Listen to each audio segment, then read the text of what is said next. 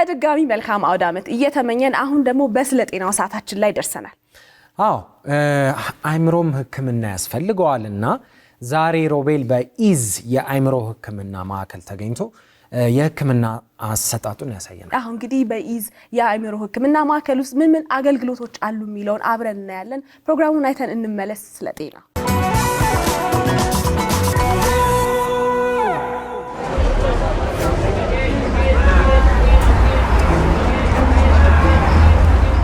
ጥናት እንደሚያሳየን ከአምስት ሰው አንድ ሰው የአእምሮ የጤና እክል እንደሚገጥመው ተረድተናልና በዛሬው ስለ ጤናው ፕሮግራማችን የጤና ማዕከል ሄደን ምን አይነት ህክምና ይሰጣል እንዴት ነው የሚለውን ልናይ ነው። አብራችሁን ቆዩ።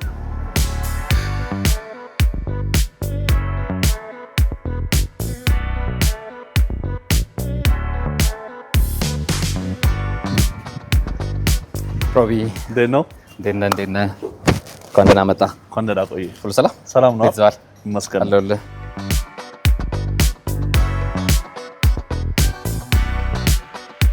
ሲራስን አስተዋውቀኝና። እሺ እኔ ኤርሚያስ ተሾመ ነው የምባለው። በሙያዬ አስተዳደር የቢዝነስ የኮሙኒኬሽን ባለሙያ ነኝ። እዚህ ኢዝ ማይንድ ኬር ውስጥ ደግሞ መስራችና ስራ አስኪያጅ ሆኜ እያገለገልኩ ነው ያለው። ከስያሜው ነው እንግዲህ ወደድኩት። ቤታችሁን ምን ዓላማ ይዞ ነው የተነሳው? ኢዝ ማይንድ ኬር ብለን የሰየም ነው። ኢዝ የሚለው የእንግሊዝኛ ቃል ቀለል ያለ ምቾት ያለው።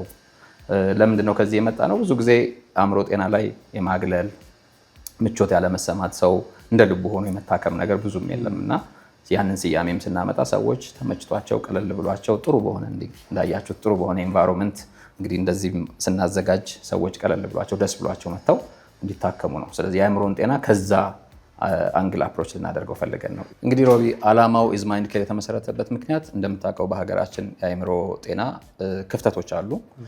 ሰዎች እንደ ልባቸው ሄደው የሚታከሙበት ህክምና አቅርቦቱ ሳይድ ላይ ሁሉም ሰው እንደሚስማማው በጣም አናሳ ነው ያለው። አንዱም ያነሳሳን ያለውን ክፍተት ስለምናውቅ የዚህ ማግለል መድሎ ስላለ ሰዎች ደፍረው አውጥተው የሚታከሙት ነገር አይደለም እና ብዙ ጊዜ ተሸክሞ የመኖር ነገር ነው ያለው እና የመቻል ነገር ብዙ ጊዜ የመቻል ነገር ግን መፍትሄ እንዳለው ሁሉ ስለማያውቅ ብዙ ሰው ማለት ነው እና በዚህ ምክንያት ነው አንዱ ዓላማ። ኢዝ ከተቋቋመ ምን ያህል ጊዜ ነው? ኢዝ ማይንድ ኬር በፕራክቲስ ኦፊስ ደረጃ ወይም በቢሮ ደረጃ ካውንስሊንግ ወይም ቴራፒ የምንለውን በመስጠት ነው የጀመረው። ይሄ ደግሞ እንደ ፈረንጆች አቆጣጠር 2023 አሁን ላይ ኦልሞስት 3 ዓመት ሞልቶናል ማለት ነው። ኢዝ ማይንድ ኬር ብለን ወሎ ሰፈር አካባቢ መለስ ባለ ቢሮ የጀመርነው አገልግሎት ነው እንግዲህ ያለው። ወደዚህ ከመጣችሁ ምን ያህል ጊዜ ሆነ ማለት? አሁን ኦልሞስት ወደ ዓመት የተጠጋ ነው እዚህ ስራ ከጀመርን። ወደዚህም የመጣንበት አንዱ ዓላማ ምንድን ነው? ያኔ በአንድ ቢሮ ተወስኖ የነበረው በአንድ ሰው ተወስኖ የነበረው አሁን ደግሞ ተጨማሪ ባለሙያዎችን አድርገን የሳይካትሪ ፕሮፌሽናሎችን፣ ክሊኒካል ነርሶችን ጨምረን ሳይካትሪስቶች እንደዚሁ አብረውን የሚሰሩ ሳይካትሪስቶች አሉ። እነሱን ጨምረን ሰፋ ያለ ብዙ ሰው ማገዝ የሚችል ያን ጊዜ በመለስ ባለ ቢሮ የምንሰራ የነበረ ጊዜ እንደዚህ የንግግር ህክምና የምንለውን ወይም በተለምዶ ቴራፒ የሚባለውን ነበር የምንሰጠው። አሁን ግን አስተኝተን ሰዎች እናክማለን፣ በተመላላሽ ሰዎች እናክማለን። ግቢያችን ውስጥ አሁን ከዚህ በኋላ እንደምናየው እንመኘው ነበር ይሄን አይነት አገልግሎት ለመስጠትና አሁን ላይ ተሳክቶ በጣም በጥሩ መንፈስ ስራችንን እየሰራ እንገኛለን። ዛሬ ደግሞ እናንተ እንደዚህ ባለ ሁኔታ መታችሁ ስለጎበኛችሁን በጣም ነው ደስ የሚለን፣ በጣም ነው እናመሰግናችሁ። ደግሞ በዋናነት እኔ ያው የመስተንግዶ የአስተዳደር ስራዎችን ነው በዋናነት የምሰራው። ሰውም ይሄ ልጅ ሐኪም ሆነ እንዴ እንዳይለኝ የአስተዳደር ሰራተኛ ነኝ።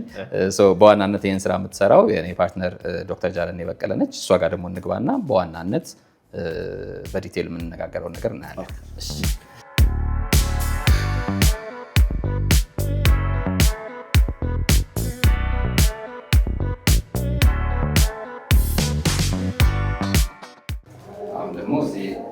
ዶክተር ጃለኔ ያለች እሷ ጋር አስተዋወቃችሁና።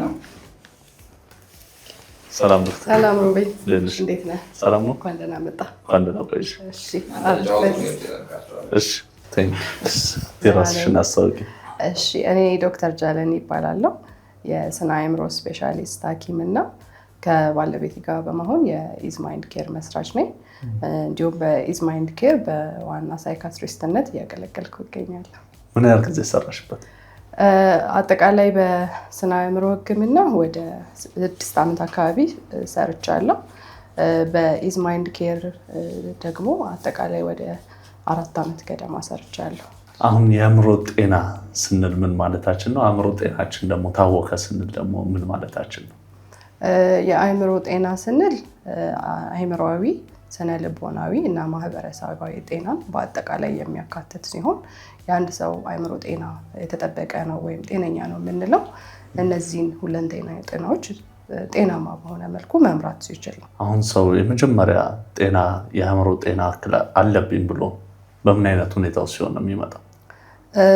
በአብዛኛው የአእምሮ ጤና ችግሮች የሚያጠቁት አስተሳሰባችንን፣ አመለካከታችንን፣ ስሜታችንን፣ ባህሪያችንን ስለሆነ ሰዎች የአእምሮ ጤና ችግርን ለማስተዋል ብዙ ጊዜ ይፈጅባቸዋል። ስለዚህ በጊዜያዊነት የሚያልፍ የስሜት መለዋወጥ አድርገው ሊወስዱት ይችላሉ።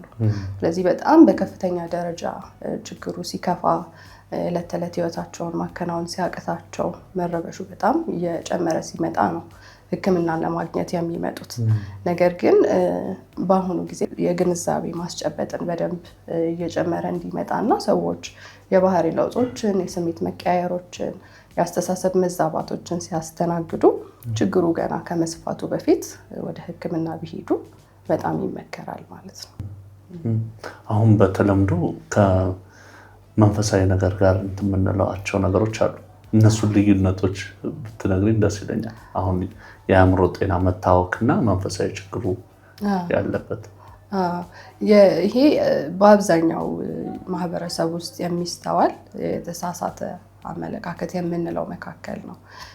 የአእምሮ ጤና ችግሮች ቅድም እንዳልነው በብዛት የሚገለጹት በባህሪ እና በስሜት ስለሆነ የአእምሮ ጤና ችግር በተለይም ከባድ የአእምሮ ጤና ችግር ያለባቸው ሰዎች ወጣ ያለ ባህሪዎችን የማሳየት ነገር ሊኖራቸው ይችላል። ለምሳሌ እንዴት አይነት? ለምሳሌ ከፍተኛ ግጭቶችን ከሰዎች ጋር ሊፈጥሩ ይችላሉ። የመረበሽ ነገር ሊኖር ይችላል። አለባበሳቸው፣ ሁለንተናዊ ድርጊታቸው ላይ ለውጦች ሊታይባቸው ይችላሉ። ለብቻቸው መነጋገር፣ ለብቻቸው ማውራት ወይም ሰዎች አጠገባቸው እንዳለ አይነት ስሜት የመፈጠር እና በሌሉ ነገሮች ላይ ኮሚኒኬት ማድረግ ወይም ማውራት ሊኖር ይችላል። እነዚህን የባህሪ ለውጦች የሚያስተውሉ ሰዎች ከአእምሮ ጤና ችግር ጋር ሳይሆን የሚያስተሳስሩት ከክፉ መንፈስ መያዝ ጋር ነው። ስለዚህ በዚህ ምክንያት ሰዎች እነዚህን ሰዎች እንዲያገሏቸው ወይም ደግሞ በትክክለኛው መንገድ ወደ ሕክምና እርዳታ መጥተው ሕክምና እንዳያገኙ ከሚያደርጉ ተግዳሮት ከሚፈጥሩ ችግሮች መካከል ናቸው። በእርግጥ የመንፈሳዊ ሕክምና ለአእምሮ ጤና በጣም አስፈላጊ ነው። ግን ከአእምሮ ጤና ሕክምና ጋራ ተሳስሮ አንድ ላይ ጎን ለጎን የሚሄድ ነው እንጂ አንዱ አንዱን የሚያገል መሆን የለበትም። ማህበረሰብ ውስጥ ያለ ስለ አእምሮ ጤና ያለን የግንዛቤ እጥረት ምንድን ነው ብለሽ ታስቢያለሽ? ይህ በጣም ጥሩ ጥያቄ ነው። በአብዛኛው ታካሚዎቹ ወደ ሕክምና ሲመጡ የሚሳቀቁ በማህበረሰቡ የሚገለሉ ሆኖ ነው የምናገኛቸው። እሱ ታማሚ ነው፣ የአእምሮ በሽተኛ ነው፣ የአማኑኤል መድኃኒት ይወስዳል የመሳሰሉ ነገሮችን ይባላል እና ሰዎች ህመም ሲያጋጥማቸው ተደብቀው ተሸሽገው ቤታቸው በዝምታ እንዲሰቃዩ፣ በጊዜ ሕክምና እንዳይመጡ፣ ቶሎ መፍትሄ እንዳያገኙ፣ ነገሮች እንዲወሳሰቡ ያደርግብናል። ችግር ከገጠመን መፍትሄ አለ። ችግር ከገጠመን መፍትሄ አለ። እንደሚባለውም ደግሞ የአእምሮ ህመም አንድ አይነት ህመም አይደለም። ልክ እንደ ሌሎች አካሎቻችን በጣም ቀላል ከሆነ የአእምሮ ጤና ችግር በጣም ከባድ እስከምንለው ኮምፕሊኬትድ እስከሆነ የአእምሮ ጤና ችግር ብዙ አይነት የአእምሮ ጤና ችግር አለ። የህክምናውም ሂደት ደግሞ እንደዛው የተለያየ ነው። ተኝቶም የተለያየ አይነት ህክምና አለ ብለሽኛል። ያሳየሽን ደግሞ እየተጨዋወትን ብንሄድ ደስ ይለኛል። እሺ፣ እንችላለን።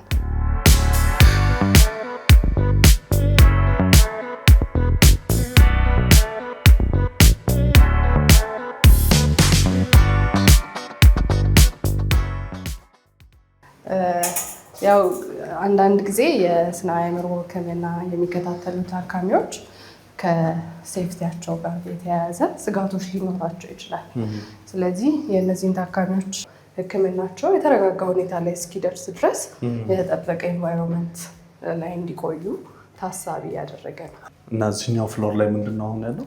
ያው የተኝቶ ማከም ህክምና የምናደርግበት ክፍል ነው። የተለያየ አይነት ታካሚዎች እዚህ ክፍል ውስጥ ተኝተው ሊታከሙ ይችላሉ። ከነዚህ ህክምናዎች መካከል አንደኛው የሱስ ማገገም ህክምና ነው። ከሱስ ውጪ አሁን ሌላ ተኝቶ የሚታከማል? በእርግጥ ከሱስ ውጪ ደግሞ ከባድ የአእምሮ ህመም ያላቸው ታካሚዎች በተለያየ ምክንያት የስነ አእምሮ መረበሽ ሊያጋጥማቸው ይችላል። ከቁጥጥር ውጭ የሚሆንበት ጊዜ ላይ አስተኝተው ማከምና ማረጋጋት ሊያስፈልግ ይችላል። ከዛም አልፎ ከባድ የምንለው ምን አይነት የአእምሮ ከባድ የአእምሮ ህመም የምንላቸው በስያሜያቸው ለምሳሌ ስኪዞፍሬኒያ፣ ባይፖላር ዲስኦርደር፣ ከባድ የድባቴ ህመም የመሳሰሉትን ከባድ የአእምሮ ህመም እንላቸዋለን።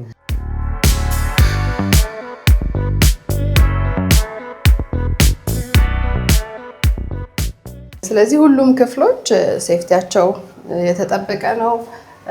የፀሐይ ብርሃን እና ናቹራል አየር የሚያገኙበት ኢንቫይሮንመንት ነው ያለው እና ከክፍላቸው ሆነው በጣም ጥሩ ኢንቫይሮንመንት ኤክስፒሪየንስ እንዲያደርጉ ለማድረግ የሞከርንበት አጋጣሚ ነው ያለው። አሁን የምንገባው ደግሞ ወደ ኢንተርቴንመንት ወይም የመዝናኛ ክፍል ወደምንለው ነው። እዚህ ክፍል ውስጥ ከመዝናኛ ባለፈ የተለያዩ ህክምናዎች የሚደረጉበት ክፍል ነው። የተለያዩ ኦኩፔሽናል ቴራፒ የምንላቸው አይነት የህክምና አይነቶች አሉ። በአርት በማድረግ አንዳንድ ስኪሎችን በመስራት ስዕል በመሳል ጥልፎችን በመጥለፍ ጊታር በመጫወት እዚህ ክፍል ውስጥ አእምሯቸውንም ያዝናናሉ። በዛውም ደግሞ ህክምና ነው ማለት ነው።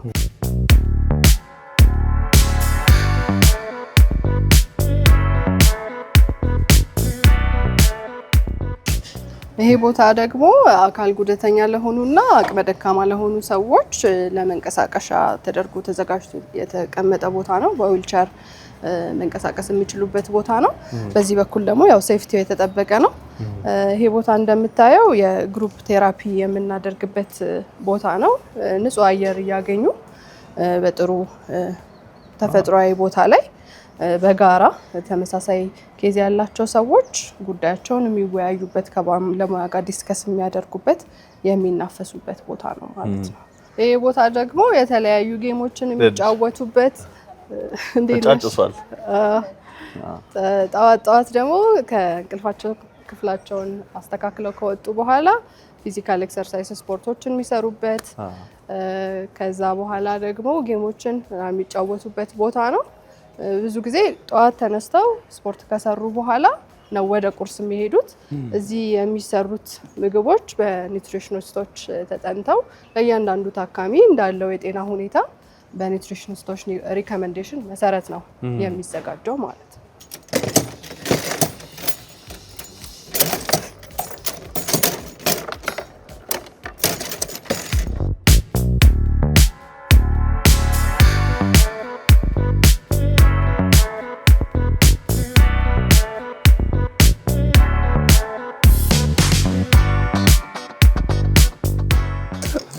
አይ አንድ እኩል ሆነናል።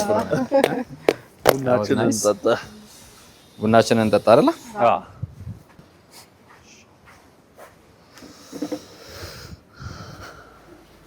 ጥለህን ጠፋ። እኔ ማልችለውን ጨዋታ ጀመራችሁ። ስለዚህ ለባለሙያ ትቼ ዞር አልኩኝ። ቆንጆ ቆይታ ነው። ቆንጆ እንትን ነው የሰራችሁት። በጣም አሪፍ ወደድከው? ዋናው እንደዛም እንዲሆን ነው። ሰዎች ቅድም እንዳነሳውልህ ቀለል ብሏቸው እንዲታከሙ ይሄ ሆስፒታል ክሊኒክ የሚለውንም ስሜት አጥፍተን ግን ሰርቪሱን እንደሰጠን እያለ ግን አቀራረቡ ነው ለየት አድርገን ነው የመጣ ነው። ይሄን ቦታ ስንመርጠው የሰው ግቢ ዘና ያለ ቪላ ቤት የሚመስል ነው አይደለ? እና የቤት አይነት ስሜት ኖሮት ሰው በደንብ ሊያገግሙ የሚመጡ ሰዎችም አሉ፣ ድንገተኛ የሚመጡ ሰዎችም አሉ። እና ለዛ በሚል ነው በጣም 3 ወር 4 ወር የፈጀ ፍለጋ ነው። አንደኛ ለሁሉ ሰው ሴንትራል እንዲሆን ፈልገናል ቦታውን አማካኝ ቦታ አስተማሚዎች ትልቅ ሚና ስለዛውም ቦታውን ገለጸልን። እሺ ቦታው ከሰዎች ከሾላ ሲመጡ ከመገናኛ ወይም ከሾላ ሲመጡ ሲግናል ከመድረሳቸው በፊት ሲግናል የገበያ ማዕከል ፊት ለፊት ላይ ሁለተኛው ቤት ላይ ነን ያለነው። ከሴቶች አደባባይ ወይም ከሲግናል ቤቶች ደግሞ ለሚመጡ ሰዎች የድንበሯ መስቀለኛን ትንሽ አለፍ እንዳሉ ንግድ ባንክ ባልደራስ ቅርንጫፍ አለ። እሱ ጀርባ ሁለተኛ ቤት ላይ እንገኛለን። ጉግል ማፕ ላይም የተለያዩ ሶሻል ሚዲያ ፔጆቻችን ላይ ገብተው ቢያዩ ሰዎች ያገኛሉ። ጉግል ላይም ቢፈልጉን ያገኙናል። ዶክተር እንደው አስታማሚ ስትል እንደ አስታማሚ፣ እንደ ቤተሰብ፣ እንደ ጓደኛ የሚጠበቅብን ነገር ምንድን ነው? በዋናነት እንዲያደርጉ የምንፈልገው ችግራቸውን እንዲረዷቸው ነው። እያለፉበት ያለውን ነገር እንዲረዷቸው፣ አንደርስታንድ እንዲያደርጓቸው በጣም እንፈልጋለን። ከዛ በተጨማሪ ደግሞ ሕክምናውን በሚያደርጉበት ሂደት ውስጥ እንዲያበረታቷቸውና ቅርብ ክትትል እንዲያደርጉላቸው ነው። ብዙ ጊዜ ታካሚዎች የሕክምና ሂደታቸው ላይ የመጀመሪያ አካባቢ ላይ ትንሽ አስቸጋሪ ሊሆኑ ይችላሉ እና ያንንም ጊዜ ታግሶ የህመም ባህሪ መሆኑን ተረድቶ በቃ ያልሰለቸ የማይሰለች ሰፖርት ማድረግ በጣም ለታካሚዎች ማገገም በጣም ወሳኝነት አለው። እንደው አሁን ወደዚህ ሕክምና ስትመርጩ ኢንዱስትሪውን ራሱ ለየት ያለ ምክንያት አለሽ? አዎ፣ እኔ በግሌ የሕክምና ትምህርትን ለማጥናት ወደ ሳይካትሪውም ከመግባቴ በፊት ዋናው ምክንያቴ የስነ አእምሮ ሕክምናን ማጥናት ነው።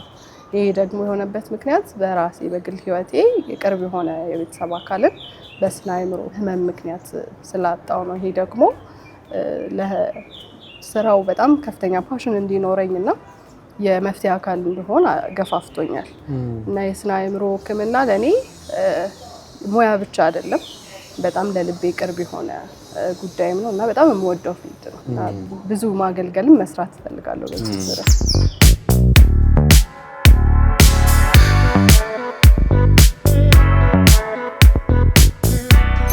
እንዲህ በአካል መምጣት ለማይችል ሰው ምን አይነት አገልግሎት አላችሁ? በጣም ጥሩ ጥያቄ ነው። አንዱ በጣም አጠንክረን እየሰራንበት ያለነው ዘርፍ የዚህ የኦንላይን ሕክምና ነው። በተለይ ደግሞ በውጭ ሀገር የሚገኙ ኢትዮጵያውያን እንደምታውቀው ሰው ከሀገር ሲወጣ በጣም ጫና አለ። የባህል ግጭት ወይም ይሄ ካልቸራል ሾክ የሚባለው ነገር በጣም ይገጥማቸዋል ብዙ ጊዜ እና ብዙ ጊዜ የእኛን አገልግሎት ፈልገው ኮሚኒኬት የሚያደርጉን ሰዎች አሉ እና ያንን ኒድ ስለተረዳን እኛ የኦንላይን ፕላትፎርም አለን እና በውጭ ሀገር የሚገኙ ኢትዮጵያውያን በዌብሳይታችን በizmindcare.com እንዲሁም በሶሻል ሚዲያ ፔጆቻችን izmindcare ብለው ቢገቡ ያገኙናል ማለት ነው። እናመሰግናለን። ቆንጆ ቆይታ ነበረን።